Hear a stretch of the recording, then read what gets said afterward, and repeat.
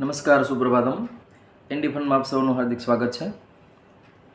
એક મેડમને જરાક એના મિસ્ટર ડખો હોય છે તો મનોચિકિત્સક સાયક્રેટિસ્ટ પાસે ગયા અને સમજાવતા સમજાવતા ડૉક્ટરે કીધું કે તમારે હે ને ગુસ્સો આવે ને તો ચિઠ્ઠીમાં લખી નાખવાનું અને પછી જલા દેજીએ એમ.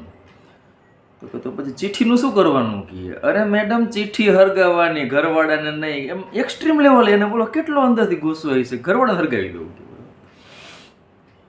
એક ચોર પકડાઈ ગયો પછી એને બધું પૂછ્યું કે તને ખબર કેમ પડી ઓલું ઘરે કોઈ નથી ના અંતે? તો કે ફેસબુકમાં એનો ફ્રેન્ડ છો એને દુબઈને ફોટા મૂક્યા એટલે તરત તમે પહોંચી ગયા અહીંયા. એટલે પછી સરકારે જાહેરાત મૂકી કે ભાઈ તમે ફરવા બરવા જાવ તો પાછા આવીને મૂકજો આ બધું. ઘર આવું એઠું મૂકો ને ત્યારે મૂકવાનું નહીં ક્યાં પહોંચ્યા ના અંતે કેટલા દી પાછા આવશું ને એવું. ચોરો ડિજિટલ થતા જાય છે હવે. આપણો રસ્તો તો એક જ હતો પણ ડિવાઈડરની એક એક બાજુએ રહ્યા. આથી અકસ્માત તો ના થયો, એક પણ ના થયા. કોઈ કવિ હૃદય સંવેદના જાગી ગયું એટલે લખ્યું એવું લાગે છે કોલેજીને. દવાખાને એક ફેમિલી ગયું પછી માજીનો રિપોર્ટ ને બધું કરાવ્યું, ફૂલ રિપોર્ટ આમ એકદમ ડૉક્ટરે બીવરાવ્યા પછી કરાવ્યું છે સારી પેટ મોટા બિલવાળું. તો રિઝલ્ટ આવ્યું ને પછી યંગસ્ટર એમ કીધું થેન્ક ગોડ કે એવરીથિંગ ઇઝ ફાઇન, કે બધું રેડી સારું કાંઈ રિપોર્ટમાં. તો માજી કે હાઈ હા એટલે પૈસા પડી ગયા, કાંઈ રિપોર્ટમાં આવ્યું જ નહીં. કે ટૂંકમાં એને દુઃખ થયું કે રિપોર્ટનો ખર્ચો કર્યો તો દર્દ હોવું જ જોઈએ અંદર. એમ એ આખું કેલ્ક્યુલેશન બિહારું અઘરું છે. રિપોર્ટ કરાવી મોંઘામાં આવેલો, પછી દર્દ નું આવે તો એમ થાય કે રિપોર્ટ વેસ્ટ ગયો, દર્દ આવે તો આગળ ઓપરેશનનો ખર્ચો આવે. એમ હમણાં બજેટ બહાર પડ્યું એમાં એવું મજાકમાં કાર્ટૂન આવ્યું છે કે અંતિમ સંસ્કાર કી સેવા ઉપર કોઈ જીએસટી નહીં, લિખિતાન સરકાર. તો બધા લખે છે કે મરને વાલો મેં ખુશી કી લહર. હાઈસ, મરતી વખતે તો જીએસટી નહીં ભરવો પડે ગઈ. બરાબર.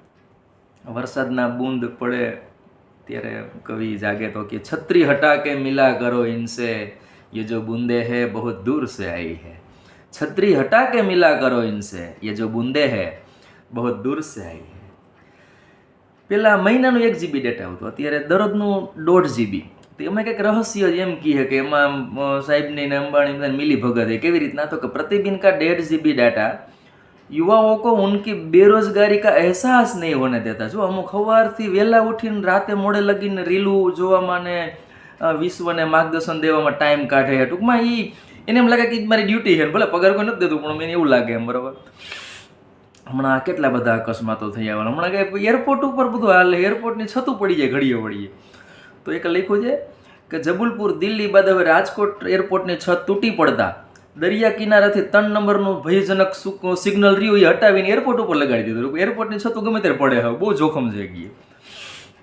હમણાં જે બધા ક્રિકેટરો નિવૃત્તિ લીએ हैं तो हे राम बड़े बड़े दिग्गजों ने क्रिकेट से संन्यास ले लिया और बॉलीवुड वाले अमिताभ बच्चन साहब से कैसे कैसे स्टंट करवाते. હમણાં આગે કલ કી પિક્ચર આવી એમાં અમિતાભ પાસે સ્ટંટ ઘણા કરાવ્યા. અમારા કાર્ટૂનમાં વળી નીચે શુભેચ્છક તરીકે લખ્યું લિખિતાને એલકે અડવાણી.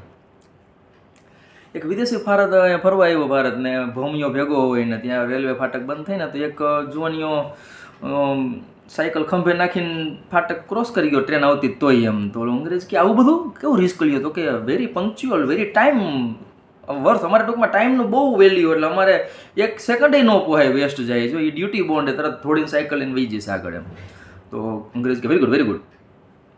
હાઈટેક ખોલ્યા પછી આગળ ઓલું જેસીબીનું કામ હાલતું હતું. આપણને જ ખબર છે જેસીબી આવે એટલે અડધું ગામી જેસીબી જોવા જાય. તો આ પોપટ અહીંયા સાયકલ ખંભે નાખીને સાઈડમાં રાખીને જેસીબી જોતો હતો. તો અંગ્રેજ કે હવાનું શું કરવાનું? તો કે રિસર્ચ હાલે, પુરાતત્વ વિભાગ કી, પુરાતત્વનો અભ્યાસ હોય કે ઢીલ ન દે. આ મુકેશ અંબાણીના છોકરાને કેટલી બધી આ પ્રી વેડિંગ ને આન તેન બધું કરાવ્યું ને જમણવાર ને પછી એક ઝૂંપડપટ્ટી પાસે આમ તૂટલા ટી શર્ટ વાળા અંબાણી ફોટો મૂક્યો કે મુકેશ અંબાણી 54મો પ્રી વેડિંગ ફંક્શનનો અનંત અંબાણી કર્યા પછી ગઈએ.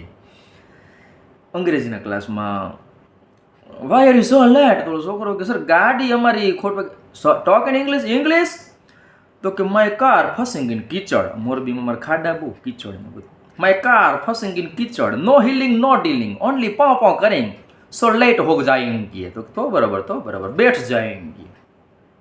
એક છોકરાના પપ્પા બિસ્ટોલ પીતા હશે, હવે બિસ્ટોલ પીનામાં આમ રાખી નીચે તો છોકરાએ ઓલવી નાખી કે સોરી પપ્પા, હજી અમારે તમારી જરૂર છે કે ઉતાવળ કરો માંગી. કેટલું આમ એકદમ સચોટ આમ સીધું સ્પર્શી જાય. બરાબર. વર્લ્ડ કપમાં અલગ અલગ દેશની ટીમો આવવા માંડી તો કે અમેરિકા વાળાને ભલે આવવા દો, ચાઇના વાળાને ન લેતા આમાં. કેમ? તો કે જી પ્લેયર સારો હોય ગદનો 4-5 વાર આઉટ થાય તો ફરીથી આવ્યા રાખે કે આપણને તો હરખા જ લાગે કે બધા એક જ હરખી ગયા એટલે થોડું ધ્યાન રાખવાનું કે આવજો, ધન્યવાદ.